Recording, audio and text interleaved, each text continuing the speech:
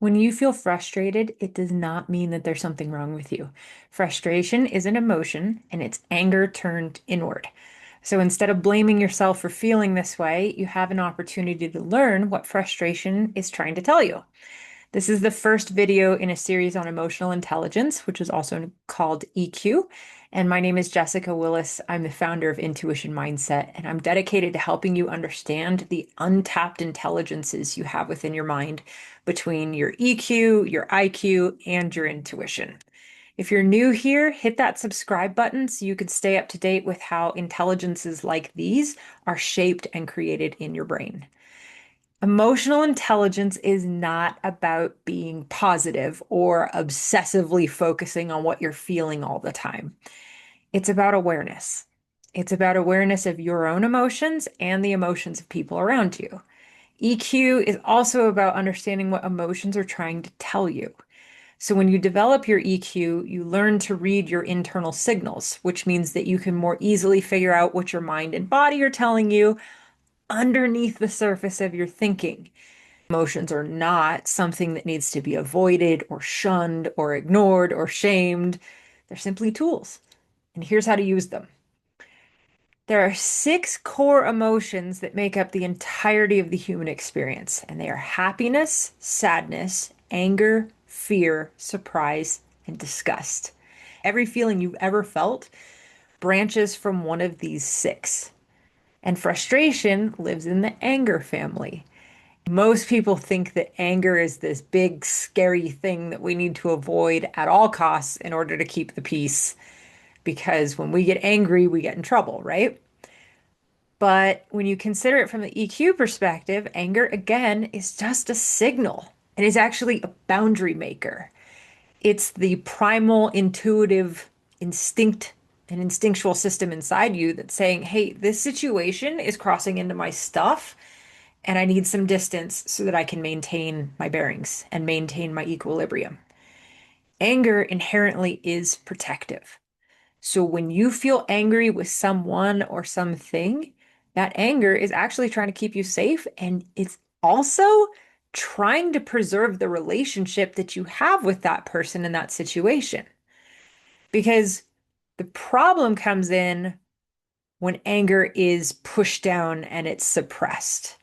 But all suppressed emotions do not disappear. They build up and they collect in the background of our minds until one day we're so pissed off at something that we decide to finally just take a torch to that part of our life and start burning everything down. Hopefully, I'm able to convince you that bottling up your anger serves no one. Expressing it well and understanding what that anger is trying to tell you is what EQ is all about. So remember this, your body knows what's going on with you way before your conscious thinking mind knows things. So if there's a situation or a person in your life that's making you angry and your whole system is trying to alert you, a boundary is needed here. Now, that might be a physical boundary, like you stop hanging out with that person or stop going into that situation. It might be an emotional boundary. You stop giving so much of yourself to that person or situation. Or it might be a mental boundary. You stop thinking about that person or situation as best you can. Maybe not forever, but definitely just for right now. That's what anger is trying to say. And anger is going to show up as muscle tension in your jaw, shoulders, and neck. Your fists are clenched, your heart rate increases, there's heat, there's sweat, your breathing might become quick and shallow. Your mind narrows its focus obsessively to the perceived threat, which means you literally cannot stop thinking about what's making you angry. You go to sleep thinking about it, you wake up thinking about it. Basically, your entire attention has been hijacked by this situation that's causing the anger. It's all you can focus on. Keep in mind, this is your mind trying to create a solution from this anger. That narrowed tunnel vision, it's replaying conversations, it's spinning scenarios. This is your brain on anger doing a self-protective thing through your thinking mind. But there's a distinction, and here's where it gets really interesting. Anger moves in two different directions. It can either move outward as infuriation or irritation with that situation or that person, and you're angry at that thing out there. That's the thing that's outside of you that you're angry with. But there's another direction that anger can also take, and that's what we call frustration. That's anger turned inward. So when we feel frustrated, your mind instinctively knows that somehow you can't change or control that situation or person out there. You're going to feel powerless to shift your relationship with that thing. So the anger, instead of going outward, takes a U-turn and it folds back in on itself.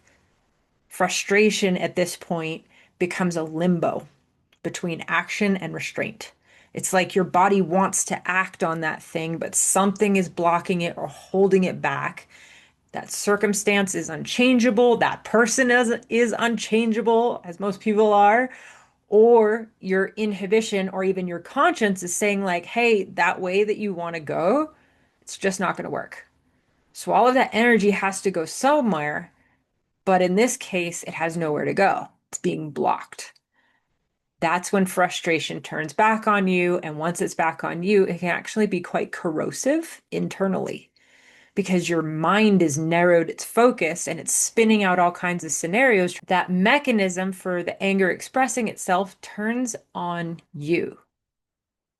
That anger turns into self-attack, self-criticism, self-doubt, anxiety, self-blame. Basically, you become the problem, often without even realizing that you're doing this to yourself. So if you can start to see that that frustration, when it's not acknowledged, is basically a self-inflicted punishment on you and perhaps your perceived inability to act, that's where frustration becomes a big problem internally. But it doesn't have to be a punishment once you realize it's simply a signal and it's an invitation. Because in that situation that's making you angry and frustrated, maybe you do need to do something about this. Maybe you finally need to set that boundary. Maybe frustration is asking you to develop new skills so you can express yourself better. Maybe it's asking you to clarify what you actually need in that situation and then act in a new way. Maybe frustration's asking you to speak up for yourself, finally. You see, when frustration is with you, it can become an ally. It can become a call and a shift to grow and evolve. But anger turned inward is not the enemy, it's information. And like all emotions, it's simply trying to move you forward. So here's how you can work with frustration intentionally. You can choose to pause this video and do the exercise right now if you like. I might suggest it if you've been feeling frustrated lately. This will help. First, set a timer for 90 seconds. And in that 90 seconds, just focus on the emotion of frustration. All I want you to do is just think about it. Imagine giving frustration in your head a microphone and just let it say whatever it wants. Let it rant, let it go nuts. Observe what it's saying.